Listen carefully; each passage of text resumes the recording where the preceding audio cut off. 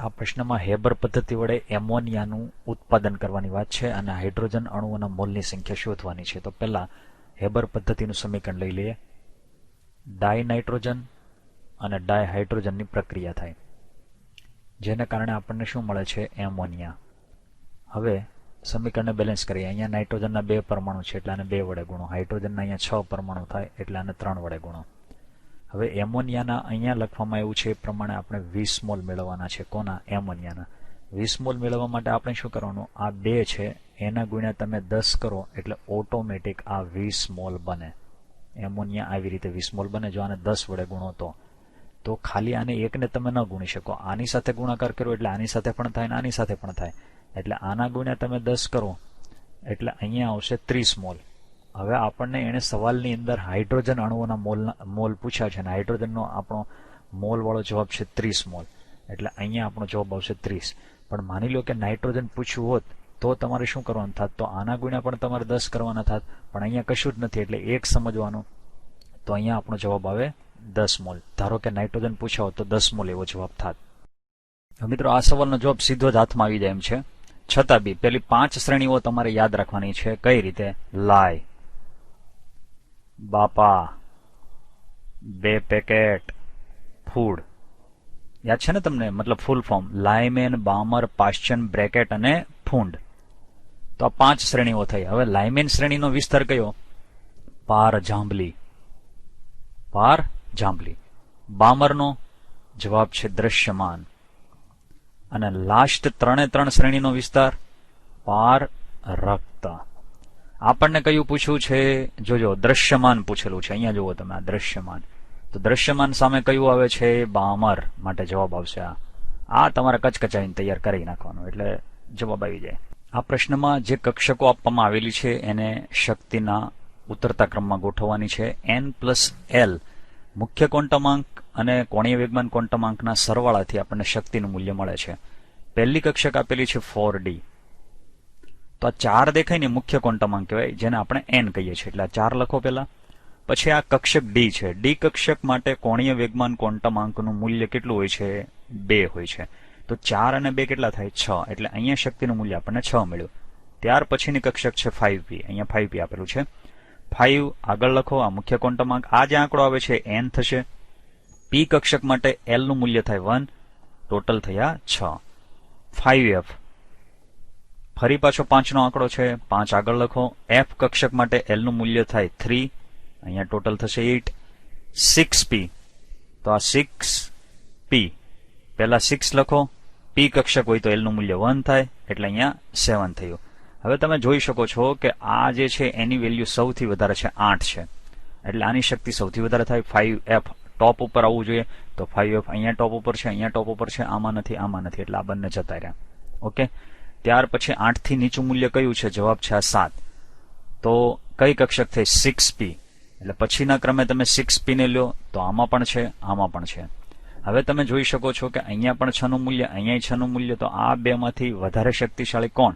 જવાબ છે કે જેનો મુખ્ય ક્વોન્ટમાંક n નું મૂલ્ય જેનું વધારે હોય એ વધુ શક્તિવાળી ગણાય. એટલે 5p ત્યાર પછી આવે.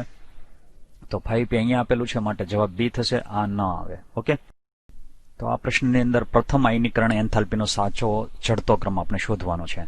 અને આપણને લિથિયમથી માંડીને નિયોન યાને કે દ્વિતીય આવર્તન તત્વો આપેલા છે. એને પહેલા તો ક્રમમાં ગોઠવી દઈએ. તો સૌથી પહેલા લિથિયમ, પછી બેરિલિયમ આવે, boron, carbon, nitrogen, oxygen, fluorine અને નિયોન. આ રીતે આ તત્વો આવે. નંબર 2 કે આના જે સંયોજકતા ઇલેક્ટ્રોન છે, મતલબ આની ઇલેક્ટ્રોન રચના તમને ખ્યાલ હોવો જરૂરી છે. તો લિથિયમ છે એનો છેલ્લો ઇલેક્ટ્રોન s કક્ષકમાં આવે અને ત્યાં એક જ ઇલેક્ટ્રોન આવે. બેરિલિયમ બીજા સમૂહનું તત્વ છે, s વિભાગનું છે, 2 ઇલેક્ટ્રોન એટલે s2. બોરોન તો કે છેલ્લી કક્ષક p થશે અને 1 ઇલેક્ટ્રોન. હવે ક્રમશઃ તમે આવી રીતે આગળ વધતા જાઓ તો p કક્ષકની અંદર એક ઇલેક્ટ્રોન પ્લસ થતા જાય અને નિયોનની અંદર p પ્રકારની 3 કક્ષકો 6 ઇલેક્ટ્રોનથી ભરાયેલી હોય. હવે જુઓ, આના 1 ઇલેક્ટ્રોનને છોડાવવા કરતા આના 2 ઇલેક્ટ્રોનને છોડાવવા મુશ્કેલ, કારણ કે આ કમ્પ્લીટ ભરાયેલી છે. તો આપણે ક્રમ આ રીતે આપી શકીએ કે લિથિયમ છે એના કરતા બેરિલિયમની આયનીકરણ એન્થાલ્પી વધારે. બીજું, બોરોન અને બેરિલિયમની કમ્પેરિઝન કરીએ તો આની અંદર જે 2 ઇલેક્ટ્રોન છે એ વધારે સ્થિરતા ધરાવે છે, માટે આવી રીતે આમ ક્રમ આવશે. એનો મતલબ એવો થાય છે કે જો અહીંયા ટર્નિંગ પોઈન્ટ આવ્યો, બોરોન અહીંયા આવી જશે અને બેરેલિયમ અહીંયા આવશે. ત્યાર પછી પાછો આમાં લાંબો ડિફરન્સ નહીં આવે, આપણે પ્રોટોનને ધ્યાનમાં રાખવા પડશે, એટલે ત્યાર પછી આવી રીતે થશે. ત્યાર પછી કાર્બન કરતા નાઇટ્રોજનમાં પણ એવી જ રીતે થશે, પણ નાઇટ્રોજનમાં અહીંયા તમારે ધ્યાન રાખવાનું છે, પી પ્રકારની જ્યારે ત્રણેય કક્ષકોમાં અયુગ્મિત ઇલેક્ટ્રોન ભરાયેલા હોય ત્યારે અયુગ્મિત ઇલેક્ટ્રોનના કારણે એની સ્થિરતામાં વધારો થાય, એ સ્થિરતા ઓક્સિજન કરતા પણ વધી જાય. એટલે અહીંયા ફરી પાછો એક ટર્નિંગ પોઈન્ટ આવ્યો.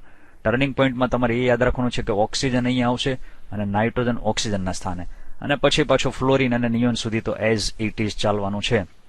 તો ઓક્સિજન કરતા ફ્લોરિન વધારે, ફ્લોરિન કરતા નિયોન વધારે. તો જુઓ, પહેલા લિથિયમ આવશે, ચારેયમાં પહેલા તો લિથિયમ આપેલું જ છે. ત્યાર પછી બોરોન આવશે, એટલે લિથિયમ પછી બોરોન એક તો અહીંયા દેખાય છે, એક લિથિયમ પછી બોરોન આપણને આમાં દેખાય છે, એટલે આ બે દાવેદાર થયા. ત્યાર પછી તમે ચાલ્યા જાઓ તો બેરેલિયમ આવે છે, કાર્બન આવે છે અને નાઇટ્રોજન આગળ આવે છે. નાઇટ્રોજન છે પાછળ આવશે અને ઓક્સિજન આગળ આવશે. આપણે આ ક્રમ જોજો તમે, એટલે સી વિકલ્પની અંદર રાઈટ બને છે. તો મિત્રો, આ પ્રશ્નના સોલ્યુશન માટે MOT મોલેક્યુલર ઓર્બિટલ થિયરીનો યુઝ કરવામાં આવ્યો છે. પહેલા તો આપણે જે તત્વો આપેલા છે એના પરમાણુ ક્રમ લઈ લઈએ. બેરેલિયમ છે એનો પરમાણુ ક્રમ છે 4, ઓક્સિજનનો પરમાણુ ક્રમ છે 8, નાઇટ્રોજનનો પરમાણુ ક્રમ છે 7 અને કાર્બનનો પરમાણુ ક્રમ છે 6. હવે એક વસ્તુ ધ્યાનમાં રાખજો કે આ જે ઉર્જા સ્તર આરેખ આપવામાં આવેલો છે, આણ્વીય ચિતાર જેને કહેવામાં આવે છે, એમાં O2 અને N2 આ બંને માટે અહીંયા સુધી તમારે કક્ષકો ભરવાની હોય છે. બીજી વાત કે એની અંદર આ ત્રણ વસ્તુ ભરાતી હોય છે જનરલી O2 અને N2 માટે. જ્યારે આપણને અહીંયા કહેવામાં આવ્યું છે ફક્ત પાય બંધો, એટલે એવા સંજોગોમાં O2 અને N2 અહીંયા આવવાના નથી, ધ્યાનમાં રાખજો. જ્યારે તમે ઇલેક્ટ્રોન રચના આની ભરપાઈ કરશો ત્યારની વાત છે. હવે આપણી પાસે પહેલા છે બેરેલિયમ, જેનો પરમાણુ ક્રમ 4 છે. જો તમે બેરેલિયમને વિચારતા હો તો બેરેલિયમના 1s માં 2 ઇલેક્ટ્રોન આવે અને 2s માં 2 ઇલેક્ટ્રોન આવે. એવી રીતે અહીંયા 1s માં 2 ઇલેક્ટ્રોન, 2s માં 2 ઇલેક્ટ્રોન. શું કામ? કારણ કે બેરેલિયમ 2 લેવાના છે. હવે આમાંથી 4 ઇલેક્ટ્રોનમાંથી 2 તમે નીચે ભરશો, 2 તમે ઉપર ભરશો, 2 અહીંયા નીચે ભરશો, 2 ઉપર ભરશો. તો આમાં ક્યાંય પાઈ પ્રકારના પાઈ પ્રકારની કક્ષકો જ નથી, એટલે આમાં પાય બંધ પોસિબલ નથી. તો બાકી બચ્યો કાર્બન. એમાં કઈ રીતે જરા જાણી લઈએ. જો 4 ઇલેક્ટ્રોન તો આપણે ભરી જ દીધા છે, આપણે 6 ઇલેક્ટ્રોન સુધી જવાનું હોય, એટલે 2p પ્રકારની 2px1 અને 2py1 માં તમે આ રીતે ઇલેક્ટ્રોન ભર્યા. સેમ અહીંયા પણ એ જ રીતે ભરી શકો. હવે તમારી પાસે 4 ઇલેક્ટ્રોન છે, 4 માંથી પહેલા 2 આવી રીતે મૂકો, પછી આવી રીતે ડબલ કરો. તો આને પાય 2p કક્ષક કહેવામાં આવે છે. એટલે આ જે કક્ષક છે ત્યાં આપણે કહી શકીએ કે ભાઈ પાય પ્રકારના બંધ છે એ અહીંયા રચાય છે, માત્ર પાય પ્રકારના, ફક્ત પાય બંધ. અને એ માત્ર ને માત્ર કાર્બનમાં, બાકી નાઇટ્રોજન અને ઓક્સિજનમાં રચાય છે, પણ સાથે સાથે આ સિગ્મા વાળા પણ બંધમાં ભાગ લે છે, એટલે આ બે કેન્સલ થયા. અને આમાં તો એ પ્રકારના પાય પ્રકારના આવતા જ નથી, એટલે કોઈ આમાં સવાલ રહેતો નથી. પ્રશ્ન પ્રમાણે વાયુનું મોલર કદ આદર્શ વાયુની તેજ પરિસ્થિતિમાં સરખામણી કરતા 20% નાનું છે. કોની કમ્પેરિઝનમાં? આદર્શ વાયુની કમ્પેરિઝન. તો આદર્શ વાયુનું કદ છે એ કેવું થશે? મોટું થશે. અને વાસ્તવિક કદ છે એ નાનું થશે, કારણ કે 20% નાનું છે. આ કદ કેવું થયું? વાસ્તવિક કદ. આટલું યાદ રાખવાનું. તો દબનીય અવયવની વાત આપણને પૂછેલી છે. દબનીય અવયવનું સૂત્ર થશે Z બરાબર કદ વાસ્તવિક છેદમાં કદ આદર્શ. હવે પ્રશ્ન પ્રમાણે તમે જોવા જાઓ તો વાસ્તવિક કદ કેવું છે? જવાબ છે નાનું છે. અહીંયા આપણે લખ્યું ને, આ નાનું છે, એ શબ્દ પકડજો. અને આદર્શ કદ નું મૂલ્ય કેવું છે? મોટું છે. અંશ નાનો હોય, છેદ મોટો હોય, તો આપણો જે જવાબ છે એ હંમેશા 1 થી નાનો આવે. જવાબ કેવો આવે? 1 થી નાનો આવે. માટે Z is less than 1. બીજી એક વાત, પ્રશ્ન પ્રમાણે જોવા જાવ તો કદ ઘટી રહ્યું છે, અને કદ જ્યાં ઘટતું હોય ત્યાં હંમેશા આકર્ષણ બળો હોય ને એ જ પ્રભાવશાળી હોય. કારણ કે કદનો વધારો અપાકર્ષણના કારણે હોય અને કદનો ઘટાડો આકર્ષણ બળને. તો આકર્ષણ બળ અહીંયા 2 જગ્યાએ છે અને Z is less than 1 આમાં આવે છે. આ પ્રશ્નમાં આપણે કાર્ય મેળવવાનું છે.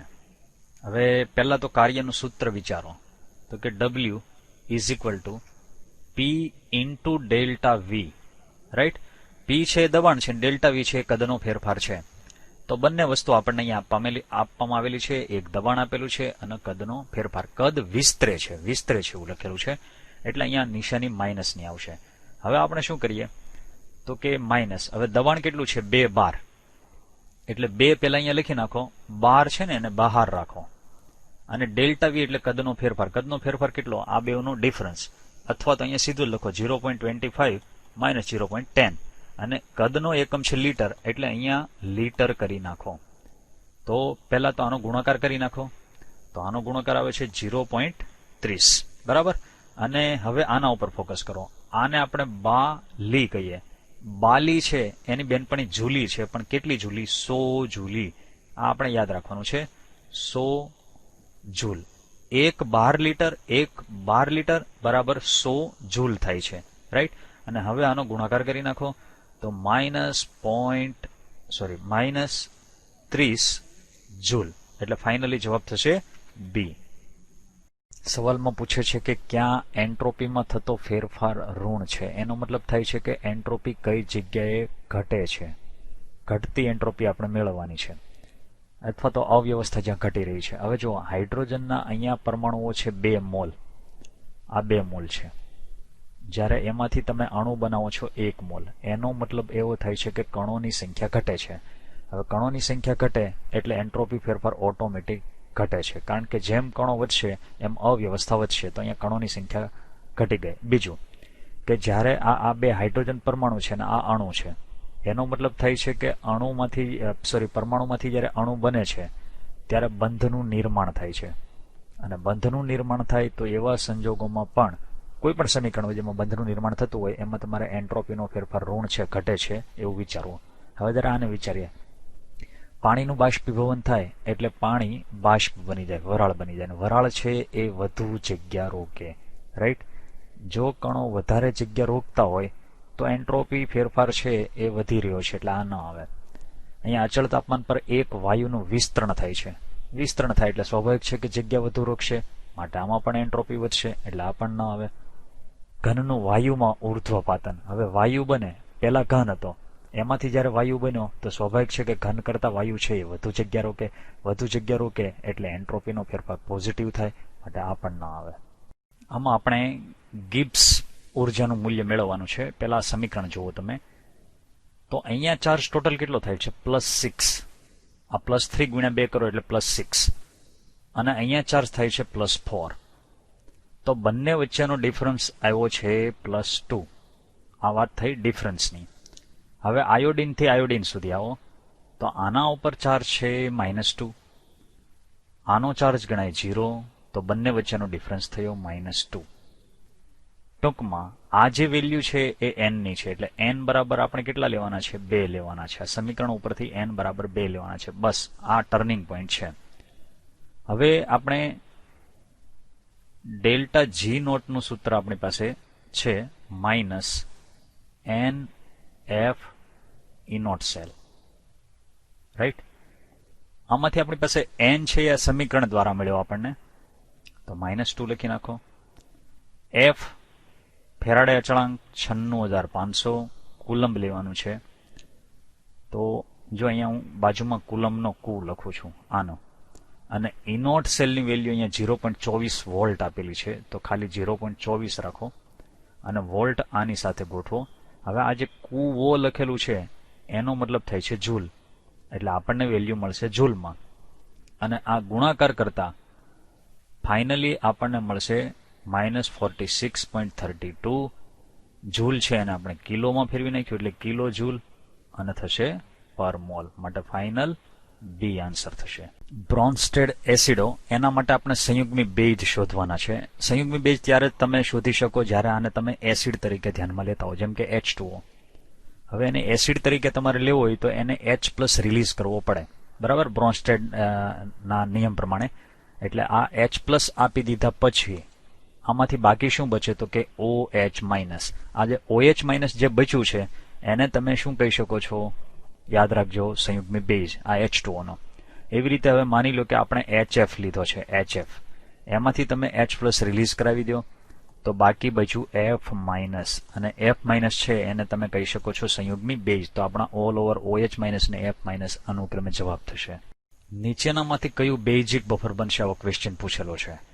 બસ તો આ 4 વિકલ્પમાંથી યોગ્ય જવાબ સુધી પહોંચતા પહેલા બેઝિક બફર બનવા માટેની કન્ડિશન વિચારી રાખવાની. તો પહેલી વાત તો એ કે નિર્બળ બેઝ હોવો જોઈએ, એક આ વસ્તુ શોધવાની. અને બીજું છે નિર્બળ બેઝ અને પ્રબળ એસિડ આ બંને ભેગા થઈ અને જે ક્ષાર બનાવે એ ક્ષાર હોવો જોઈએ. હવે અહીંયા જુઓ, આ આપણી પાસે એસિડ છે, તો એસિડ કેવો છે? જવાબ છે પ્રબળ છે. અને આ બેઝ છે, બેઝ કેવો છે? એ પણ પ્રબળ છે. જો બંને પ્રબળ હોય ને તો ક્યારેય પણ બફર દ્રાવણ ન બને. અહીંયા જુઓ તમે, આ આપણી પાસે પ્રબળ છે અને આ આપણી પાસે નિર્બળ છે. પણ નિર્બળ કોણ છે? એસિડ છે. આપણે શું લેવાનું? બેઝ, એટલે આ પણ ન આવે. હવે આપણી પાસે અહીંયા આ નિર્બળ એસિડ છે અને આ બેઝ છે પ્રબળ છે. કન્ડિશન શું હતી? નિર્બળ બેઝ હોવું જોઈએ, એટલે આ પણ ન આવે. તો બાકી આ બચ્યું. હવે તમને ઘણી વખત સવાલ થાય કે ચાલો NH4OH છે એ નિર્બળ છે, પણ આ જે છે એ તો એસિડ છે, બરાબર? આ ક્ષાર નથી, છતાંય આ જવાબ કઈ રીતે? તો એને સમજવા માટે આપણે ટ્રાય કરીએ. પહેલા આ HCl છે એનું આપણે N1V1 લઈ લઈએ, નોર્માલિટી અને વોલ્યુમનો ગુણાકાર. તો HCl માટે આ 100 મિલી છે અને આ 1/10 થાય. આની નોર્માલિટી આટલી જ થશે HCl માટે. તો 100 ગુણ્યા 1/10 એટલે અહીંયા 10 આવ્યું, બરાબર? HCl માટે.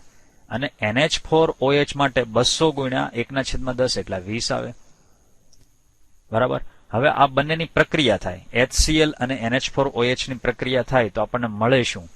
જવાબ છે NH4Cl અને H2O, બરાબર? આ આપણને ક્ષાર મળે અને આ પાણી મળે. એસિડ અને બેઝની પ્રક્રિયા થાય, ક્ષાર અને પાણી બને.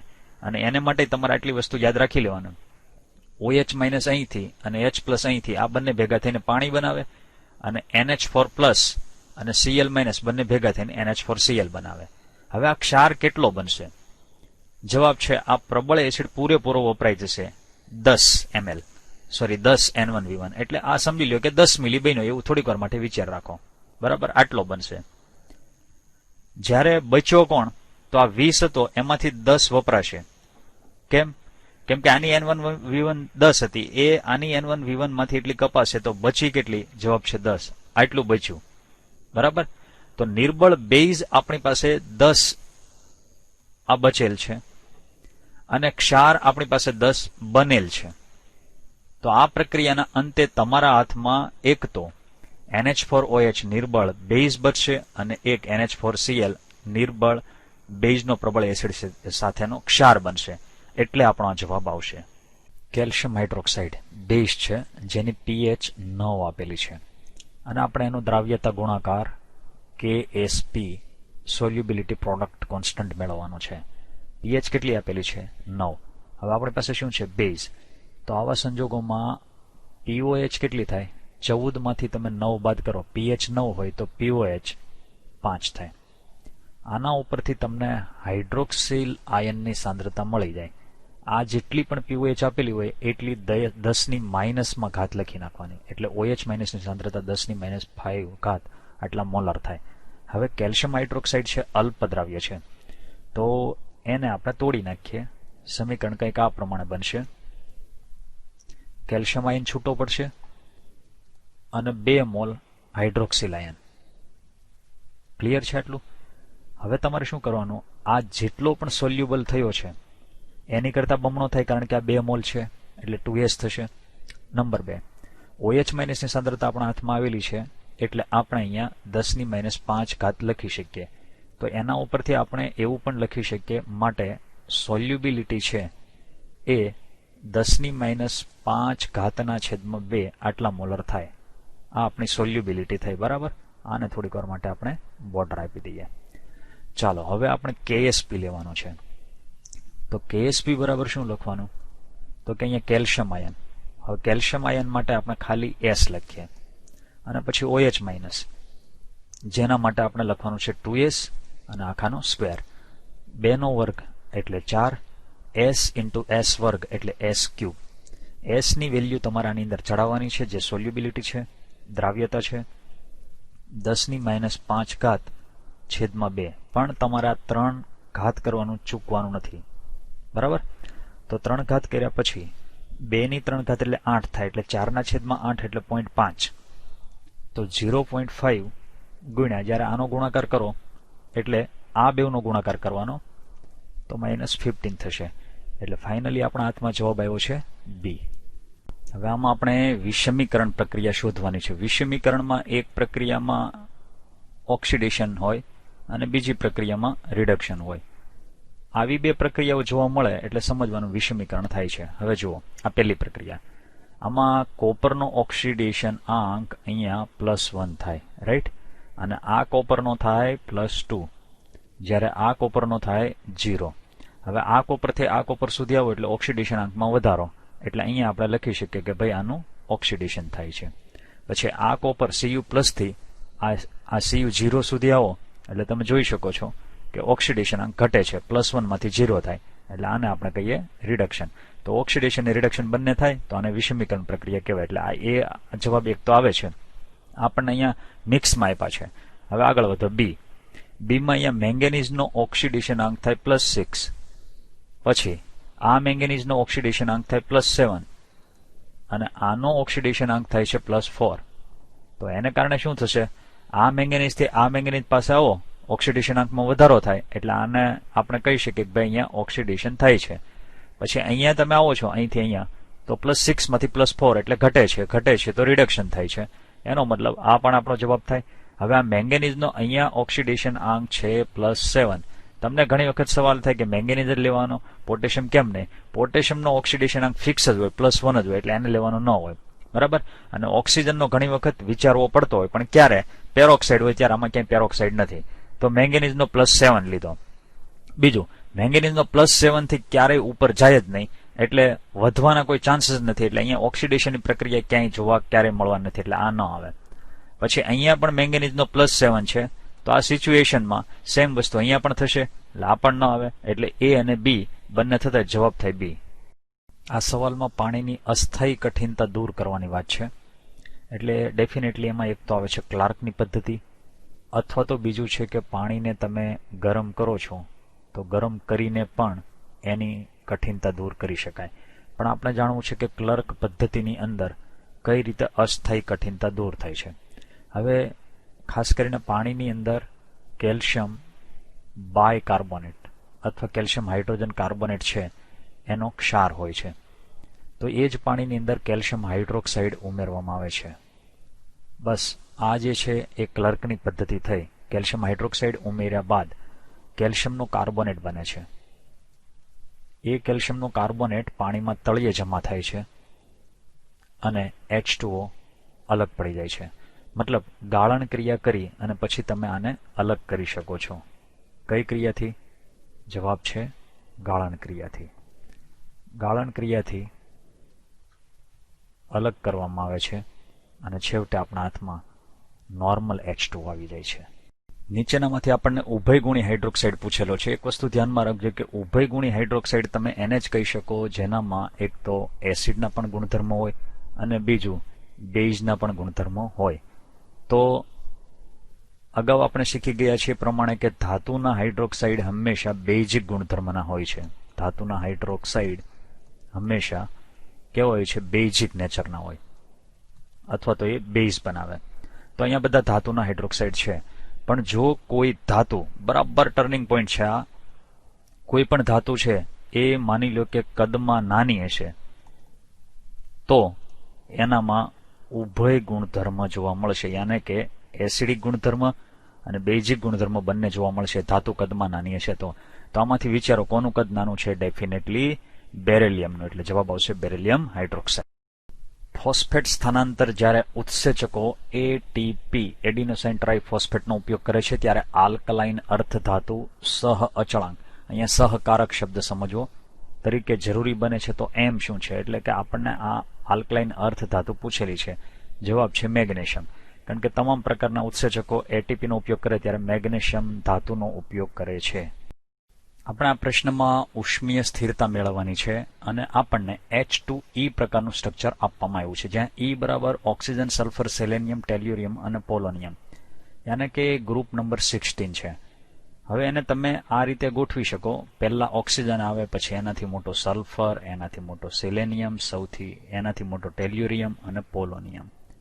તો ગ્રુપમાં જેમ જેમ નીચે જશો એમ પરમાણુ કદ છે એ વધે છે.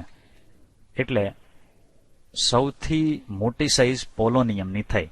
એને કારણે શું થશે? જ્યારે H2E પ્રકારનું સ્ટ્રક્ચર આપણે વિચારતા હોય, જુઓ, પહેલા તો આપણે H2O લઈ લઈએ. ઓક્સિજન સાથે 2 હાઇડ્રોજન તમે અહીંયા એટેચ કરાવી દો, રાઈટ? અને એવી રીતે પોલોનિયમ સાથે તમે ગોઠવો તો સેમ પોઝિશન આવશે. બટ આ બેમાં ફરક શું કે આ બંધ લંબાઈ ટૂંકી છે, કારણ કે આ પરમાણુનું કદ નાનું છે. એટલે અહીંયા આપણે લખી શકીએ બંધ લંબાઈ ટૂંકી, અને આ બંધ લંબાઈ છે એ વધુ મોટી છે. જે બંધ લંબાઈ વધુ હોય એ નિર્બળ બંધ હોય.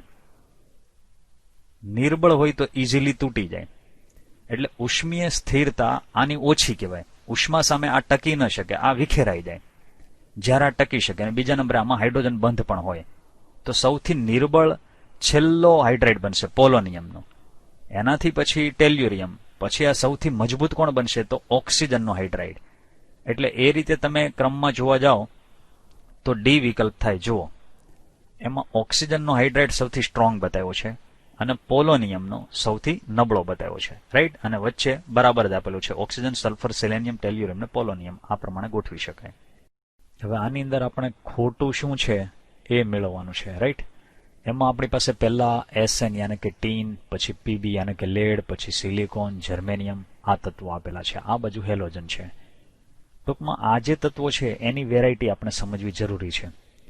આ બધા તત્વો સમૂહ 14 ના છે. આ પહેલો પોઈન્ટ, જેમાં કાર્બન, સિલિકોન, જર્મેનિયમ, ટીન અને લેડ આવશે. હવે પહેલો વિધાન ઉપાડીએ તો ટીન છે એની સાઇઝ કેવી થશે? તો કે જેમ સમૂહમાં નીચે તરફ જાઓ, તમે આવી રીતે આમ નીચે ઉતરો છો એમ કદ વધે છે, કદ વધતા જાય. હવે F છે એની સાઇઝની વાત કરો, ફ્લોરાઇડ, તો હેલોજનની અંદર ફ્લોરાઇડનું કદ સૌથી નાનું હોય છે, એટલે નાનું કદ થયું. અને આનું કદ થયું મોટું. તો ધાતુનું કદ મોટું હોય અને અધાતુનું કદ નાનું હોય તેની પ્રકૃતિ આયોનિક જ હોય છે, એટલે આ સાચું છે. પછી PB, તો PB તો ઘણો સાઇઝમાં મોટો છે, એટલે આનું કદ મોટું છે અને આનું કદ નાનું છે. તો સેમ ઉપર જે ઘટના બની ને એવી જ આ આયોનિક બનવો જોઈએ, પણ અહીંયા શું લખેલું છે? સહસંયોજક લખેલું છે, એટલે આ ખોટું છે. માટે જવાબ આવશે B. સમજો બરાબર. બંનેના કદ નાના હોય તો સહસંયોજક પ્રકૃતિ આવે, પણ આનું કદ ઘણું મોટું છે અને ફ્લોરિનનું કદ ઘણું નાનું છે, એટલે એ આયનિક પ્રકૃતિ થાય. આ 4 સંકીર્ણો આપેલા છે. એમાં સિલિકોન, જર્મેનિયમ અને ટીન આપેલા છે. તો સમૂહ કયો થશે? 14 થશે. સમૂહ 14, જેમાં કાર્બન, સિલિકોન, જર્મેનિયમ, ટીન અને લેડ આટલા તત્વો આવે. હવે સમૂહમાં જેમ નીચે જાઓ એમ સાઇઝ વધતી જાય. એટલે જર્મેનિયમ અને ટીન બાબતે આપણે એવું કહી શકીએ કે આના કદ મોટા છે. કમ્પેરેટિવલી સિલિકોનની વાત કરીએ અહીંયા તો કદ નાનું થશે. હવે અહીંયા શું લખેલું છે? સ્થાયી નથી. તો જેનું કદ નાનું હોય ને એ વધારે પરમાણુને આજુબાજુ લઈ ન શકે. જેમ કે સિલિકોનની આજુબાજુ અહીંયા 6 ક્લોરીન છે, અહીંયા 6 ફ્લોરિન છે. તો આ પોસિબલ ખરા, પણ આ બેમાંથી કોઈ એક અસ્થાયી થશે. હવે કોણ અસ્થાયી થશે એ વિચારો. તો અહીંયા ફ્લોરિન છે અને અહીંયા આપણી પાસે ક્લોરીન છે. એમાંથી ફ્લોરિનની વાત કરીએ તો સાઇઝ નાની છે અને આની સાઇઝ મોટી છે. બંને ક્લોરીન અને ફ્લોરિનની બંને પાસે અબંધકારક ઇલેક્ટ્રોન યુગ્મો છે એ સરખા હોય. આની પાસે પણ સરખા હોય.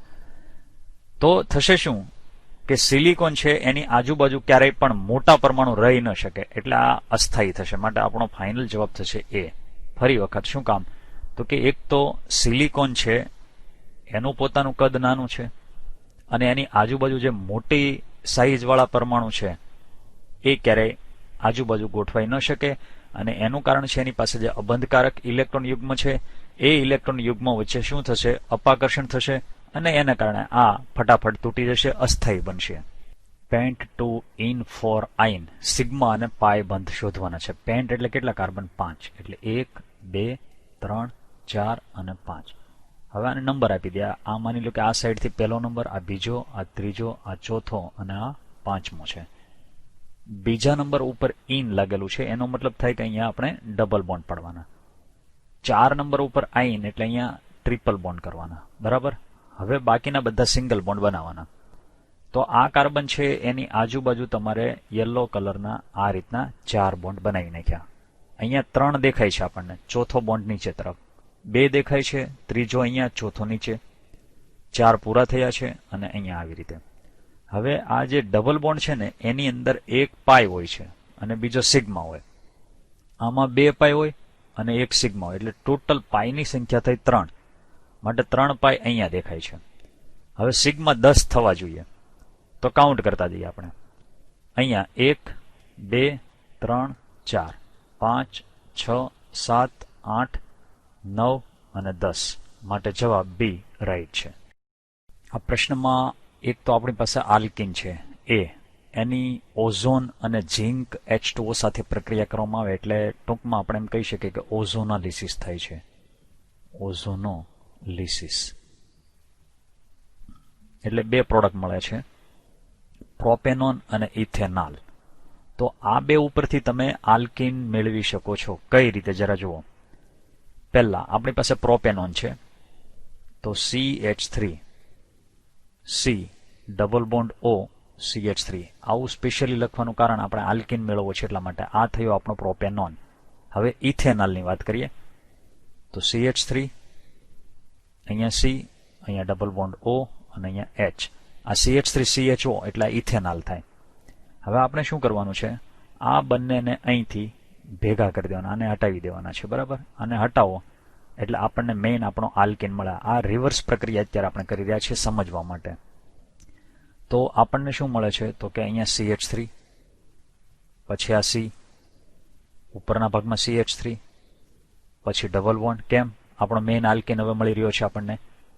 પછી અહીંયા C. આ 2 ડબલ બોન્ડથી ઓક્સિજન હોય ને એ તમારે હટાવવાના, કારણ કે આ બંને ઓઝોનોલિસિસના કારણે આવ્યા હોય. એ તમે હટાવી દો એટલે તમને મેઇન આલ્કિન મળી જાય, અને ત્યાંથી જ જોડવાના. એટલા માટે જ આ રીતે આપણે લખેલું હતું, એ ખાસ ધ્યાનમાં રાખજો. તો CH3 અને અહીંયા CH. હવે તમારે એની સાથે, એટલે આ આપણી જે પ્રોડક્ટ છે એ છે, એની સાથે તમારે શું ઉમેરવાનું છે? તો કે HCl. હવે અહીંયા વિદ્યુત ઋણતાનો તફાવત ક્રિએટ થાય. ક્યાં તો આ ઇલેક્ટ્રોન યુગમાં આ બાજુ જાય, ક્યાં તો આ બાજુ જાય, પણ આ બાજુ જવાના ચાન્સ વધારે. કેમ? કારણ કે આની સાથે કાર્બનની સંખ્યા વધારે છે, 1 2 અને 3 જોઈન્ટ છે.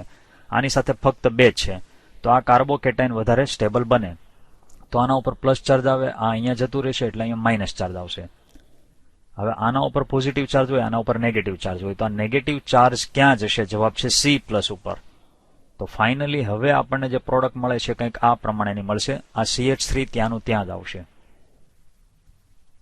પછી આના ઉપરના ભાગમાં CH3 મિથાઇલ ગ્રુપ એમને. હવે આ પોઝિટિવ ચાર્જ છે એની સાથે નેગેટિવ ચાર્જ એટ્રેક્ટ થાય એટલે અહીંયા ક્લોરીન આવે, બોન્ડ તૂટી જશે. આ C એની સાથે આ H+ એટેક કરશે એટલે AH અને આવડા H બે ભેગા કરી દો, CH2 થાય. અને આ કાર્બન સાથે અહીંયા CH3 છે એને લખી નાખો. એટલે આ તમારો વિકલ્પ હોય છે, જે અહીંયા આપણે વિકલ્પ બતાવ્યા નથી જગ્યાના અભાવે, પણ આ તમારો આન્સર થશે. ઓકે. આ પ્રક્રિયામાં અહીંયા તમે ધ્યાનથી જુઓ તો તમને ટ્રિપલ બોન્ડ દેખાય છે, અને અહીંયા તમે જોઈ શકો છો ડબલ બોન્ડ. યાને કે આઇનમાંથી ઇન, આલ્કાઇનમાંથી આલ્કિન બની રહ્યું છે. અને બનાવનાર કોણ છે એવો આપણને સવાલ પૂછ્યો છે. હવે તમે એ પણ જોઈ શકો છો કે આ બંને કાર્બન સાથે અહીંયા વધારાના હાઇડ્રોજન પરમાણુ એટેચ થયા છે. ટૂંકમાં આ પ્રક્રિયાને તમે કહી શકો છો રિડક્શન. માત્ર હાઇડ્રોજન ઉમેરવાની ક્રિયા છે અને એક પાઈ બોન્ડ તૂટી અને 2 પાઈ બોન્ડ હતા એમાંથી એક તૂટીને એક જ રહે છે, તો માત્ર હાઇડ્રોજન ઉમેરવાની ક્રિયા હોય તો H2 પેલેડિયમની હાજરીમાં અને ચારકોલ કે કાર્બનની હાજરીમાં તમે હાઇડ્રોજન સાથે પ્રક્રિયા કરાવશો તો આ પ્રક્રિયા થશે. બાકીના બધામાં માત્ર હાઇડ્રોજન ઉમેરી શકાય એવી ઘટના બનતી નથી. ગ્રીન હાઉસ જે વાયુ નથી એને આપણે શોધવાનો છે. ગ્રીન હાઉસ વાયુઓ જે છે એના એક્ઝામ્પલ આપણે આ રીતે યાદ રાખીશું. તો બાષ્પ, નો, નિયો, ફ્રી. ફૂલ ફોર્મ આ પાણીની બાષ્પ, નાઇટ્રિક ઓક્સાઇડ, અહીંયા આપણે મિથેન યાદ રાખો, આ ઓઝોન યાદ રાખો અને આ ફ્રીઓન યાદ રાખો. બાષ્પનો, મિયો, ફ્રી આ બધા કેવા છે? ગ્રીન હાઉસ વાયુઓ છે. ઉપર જોઈ લો બરાબર, સલ્ફર ડાયોક્સાઇડ આની અંદર નથી, જે ગ્રીન હાઉસ વાયુ નથી.